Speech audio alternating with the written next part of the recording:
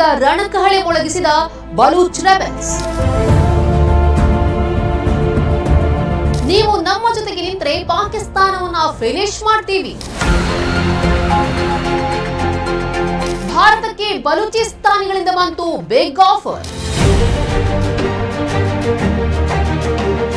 ಒಂದೆಡೆ ಭಾರತದ ಪೆಟ್ಟು, ಇನ್ನೊಂದೆಡೆ ಬಲೂಚಿಗಳ ಏಟು. Pakistan gone case. ಪಾಕಿಸ್ತಾನ ಅಂದ್ರೆ ನಿಗಿ ನಿಗಿ ಕೆಂಡ ಕಾರೋದು ಯಾಕೆ ಗೊತ್ತಾ ಬಲೂಚಿಗಳು? ಮತ್ತೆ ಇಬ್ಬಾಗ ಆಗುತ್ತಾ ಪಾಕಿಸ್ತಾನ? ಮೋದಿ ಏನ್ ಮಾಡ್ತಾರೆ ಗೊತ್ತಾ?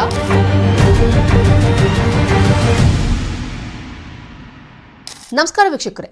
ಭಾರತ ಆಪರೇಷನ್ ಸಿಂಧೂರದ ಮೂಲಕ ಸೇನಾ ಕಾರ್ಯಾಚರಣೆ ಮೂಲಕ ಪಾಕಿಸ್ತಾನ ಮುಟ್ಟಿ ನೋಡಿಕೊಳ್ಳುವಂತೆ ಮಾಡಿದೆ. ಪಾಕಿಸ್ತಾನಗಳ ನಡುವನ್ನೇ ಮುರಿದಿದೆ.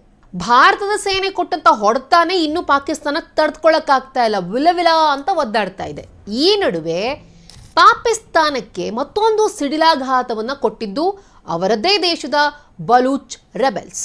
ಮೊನ್ನೆಯಷ್ಟೇ ಪಾಕಿಸ್ತಾನದ ಸೇನೆ ಮೇಲೆ ಐಇಡಿ ದಾಳಿ ನಡೆಸಿ ಪಾಕ್ ಸೇನಾಧಿಕಾರಿಗಳನ್ನ ಒಡಿಸ್ ಮಾಡಿದ್ರು ಬಲೂಚ್ ರೆಬೆಲ್ಸ್ಗಳು. ದಶಕಗಳಿಂದಲೂ ಕೂಡ ಪಾಕಿಸ್ತಾನದ ಕಪಿಮುಷ್ಟಿಯಿಂದ ತಮ್ಮನ್ನ ತಾವು ಬಿಡಿಸಿಕೊಳ್ಳೋದಕ್ಕೆ ಹಾಗೂ ಪ್ರತ್ಯೇಕ ರಾಷ್ಟ್ರಕ್ಕಾಗಿ ಡಿಮ್ಯಾಂಡ್ ಮಾಡ್ತಿರೋ ಬಲೂಚ್ ರೆಬೆಲ್ಸ್ ಈಗ ಪಾಕ್ ಸರ್ಕಾರಕ್ಕೆ ಮತ್ತೊಂದು ಶಾಕಿಂಗ್ ಡೋಸ್ ನ ನೀಡಿದ್ದಾರೆ. ಭಾರತ ಮತ್ತು ಪಾಕಿಸ್ತಾನದ ನಡುವೆ ಯುದ್ಧದ ಕಾರ್ಮೋಡ ಇರುವಾಗಲೇನೆ ಬಲೂಚ್ ರೆಬೆಲ್ಸ್ಗಳು ಭಾರತ ಸರ್ಕಾರಕ್ಕೆ ಪತ್ರವನ್ನ ಬರೆದಿದ್ದು, ಭಾರತ ಏನಾದ್ರೂ ನಮಗೆ ಸಹಾಯ ಮಾಡಿದ್ದೇ ಆದಲ್ಲಿ ನಾವು ಪಾಕಿಸ್ತಾನವನ್ನ ಫಿನಿಶ್ ಮಾಡ್ಬಿಡ್ತೀವಿ, ನಿರ್ನಾಮ ಮಾಡ್ಬಿಡ್ತೀವಿ ಅಂತ ಹೇಳಿದ್ದಾರೆ.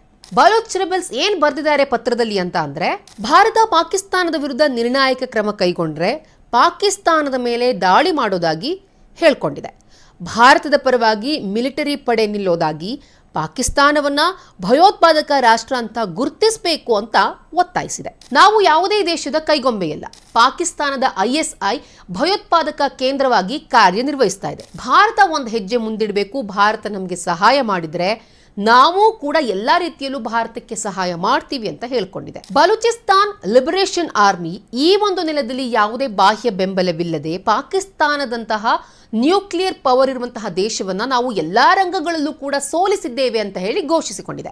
ಪಾಕಿಸ್ತಾನವನ್ನ ಅದರ ಬೇರುಗಳಿಂದ ನಿರ್ಮೂಲನೆ ಮಾಡೋದಕ್ಕೆ ಭಾರತ ಅವರಿಗೆ ರಾಜಕೀಯ, ರಾಜತಾಂತ್ರಿಕ, ಮಿಲಿಟರಿ ಬೆಂಬಲ ನೀಡಬೇಕು. ಭಾರತ ಪಾಕಿಸ್ತಾನವನ್ನ ನಾಶ ಮಾಡೋದಕ್ಕೆ ನಿರ್ಧರಿಸಿದ್ರೆ ಪಶ್ಚಿಮ ಗಡಿಯಿಂದ BLE ಮಿಲಿಟರಿ ಬೆಂಬಲ ನೀಡಲು ಸಿದ್ಧವಾಗಿದೆ ಅಂತ ಬಲೂಚ್ ಆರ್ಮಿ ಹೇಳಿಕೊಂಡಿದೆ. ಅಷ್ಟಕ್ಕೂ ಬಲೂಚ್ ರೆಬೆಲ್ಸ್ಗಳಿಗೆ, ಬಲೂಚಿಸ್ತಾನ್ ಲಿಬರೇಷನ್ ಆರ್ಮಿಯವರಿಗೆ ಪಾಕಿಸ್ತಾನವನ್ನ ಕಂಡ್ರೆ ಅಷ್ಟೊಂದು ಕೋಪ ಯಾಕೆ? ಪಾಕ್ ಸರ್ಕಾರ ಮತ್ತು ಸೇನೆಯನ್ನ ಕಂಡ್ರೆ ನಿಗಿ ನಿಗಿ ಕೆಂಡ ಕಾರೋದು ಯಾಕೆ? ಮತ್ತು ದಶಕಗಳಿಂದಲೂ ಕೂಡ ಬಲೂಚಿಸ್ತಾನದವರು ಯಾಕೆ ನಮಗೆ ಪ್ರತ್ಯೇಕ ದೇಶ ಬೇಕು, ನಾವು ಪಾಕಿಸ್ತಾನ ಜೊತೆಗೆ ಜೊತೆಯಾಗಿರೋದಿಲ್ಲ, ಅವರ ಜೊತೆಗೆ ಬದುಕೋದಿಲ್ಲ ಅಂತ ಹೇಳಿ ಯಾಕೆ ಒಕ್ಕೋರಲಿನಿಂದ ಹೇಳ್ತಾ ಇದ್ದಾರೆ? ಪಾಕಿಸ್ತಾನವನ್ನು ಕಂಡ್ರೆ ಬಲೂಚಿಸ್ತಾನದಲ್ಲಿರುವ ಪ್ರಜೆಗಳು ಅಷ್ಟೊಂದು ಅಸಮಾಧಾನವನ್ನು ಹೊರಹಾಕೋದು ಯಾಕೆ? ಇದಕ್ಕೆ ಇತಿಹಾಸನೇ ಇದೆ. ಅದ್ರ ಬಗ್ಗೆ ನಾನು ನಿಮ್ಗೆ ಹೇಳ್ತಾ ಹೋಗ್ತೀನಿ. 1948ರಿಂದ ನಾವು ನೋಡೋದಾದ್ರೆ 1948ರಲ್ಲಿ ಭಾರತ ಮತ್ತು ಪಾಕಿಸ್ತಾನ ಇಬ್ಬಾಗ ಆದಾಗ್ಲೇನೆ ಬಲೂಚಿಸ್ತಾನಿಗಳಿಗೆ ಪಾಕಿಸ್ತಾನಕ್ಕೆ ಹೋಗೋದಕ್ಕೆ ಸುತಾರ ಮನ್ಸಿರ್ಲಿಲ್ಲ. ಅವ್ರಿಟ್ಟಿದ್ದು ಎರಡು ಬೇಡಿಕೆ. ಒಂದು, ನಾವು ಭಾರತದ ಜೊತೆಗೆ ಹೋಗ್ತೀವಿ, ಇಲ್ಲ ಅಂದ್ರೆ ನಮಗೆ ಪ್ರತ್ಯೇಕ ದೇಶ ಬೇಕು ಅಂತ ಹೇಳಿ ಆಗಿಂದಾನೇ ಹೇಳಿದ್ರು. ಆದ್ರೆ ನೆಹರು ಅವರು ಇದಕ್ಕೆ ಆಸ್ಪದವನ್ನ ಕೊಟ್ಟಿಲ್ಲ. ಈ ಒಂದು ಕಾರಣದಿಂದ ಬಲೂಚಿಸ್ತಾನ್ ಪಾಕಿಸ್ತಾನದ ತೆಕ್ಕೆಗೆ ಹೋಯಿತು.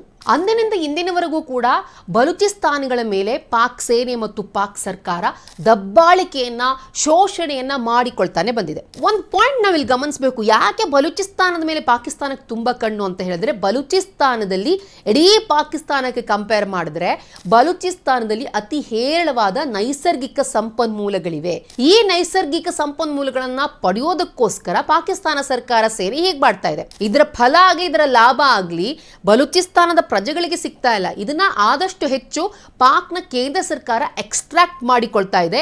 ಬಲೂಚಿಸ್ತಾನದ ಜನ ತಮ್ಮದೇ ನೈಸರ್ಗಿಕ ಸಂಪನ್ಮೂಲದ ಫಲವನ್ನ ಪಡೆದುಕೊಳ್ಳೋದಕ್ಕೆ, ಲಾಭವನ್ನ ಪಡೆದುಕೊಳ್ಳೋದಕ್ಕೆ ವಂಚಿತರಾಗಿದ್ದಾರೆ. ಗ್ವಾದರ್ ಬಂದರಿನಂತಹ ಯೋಜನೆಗಳು, ವಿಶೇಷವಾಗಿ ಚೀನಾ ಮತ್ತು ಪಾಕಿಸ್ತಾನದ ಎಕನಾಮಿಕ್ ಕಾರಿಡಾರ್ ಯೋಜನೆ, ಇದು ಬಲೂಚಿಸ್ತಾನದ ಭೂಮಿಯನ್ನು ಬಳಸಿಕೊಂಡಿದೆ. ಆದರೆ ಅನ್ಫಾರ್ಚುನೇಟ್ಲಿ ಬಲೂಚಿಸ್ತಾನದ ಯಾರಿಗೂ ಕೂಡ ಅಲ್ಲಿರುವಂತಹ ಯುವಕರಿಗೆ ಉದ್ಯೋಗಾವಕಾಶಗಳು ಸಿಗ್ತಾ ಇಲ್ಲ, ಪ್ರತಿಯೊಬ್ಬರಿಗೂ ಕೂಡ ಆರ್ಥಿಕ ಲಾಭ ಸಿಗ್ತಾ ಇಲ್ಲ. ಸೊ ಇದರಿಂದನೂ ಕೂಡ ಬಲೂಚಿಸ್ತಾನದ ಜನ ಪಾಕಿಸ್ತಾನದ ಸರ್ಕಾರದ ವಿರುದ್ಧ ಸಿಡಿದೆದ್ದಿದ್ದಾರೆ. ಇನ್ನು ರಾಜಕೀಯ ದಮನ, ಬಲೂಚಿಸ್ತಾನದಲ್ಲಿ ಅನೇಕ ನಾಯಕರು, ಪತ್ರಕರ್ತರು ಹಾಗೂ ಅಲ್ಲಿರುವಂತಹ ರೆಬೆಲ್ಸ್ಗಳು ತಮ್ಮ ಸ್ವಾತಂತ್ರ್ಯಕ್ಕಾಗಿ ದಶಕಗಳಿಂದಲೂ ಕೂಡ ಹೋರಾಡ್ತಾ ಬಂದಿದ್ದಾರೆ.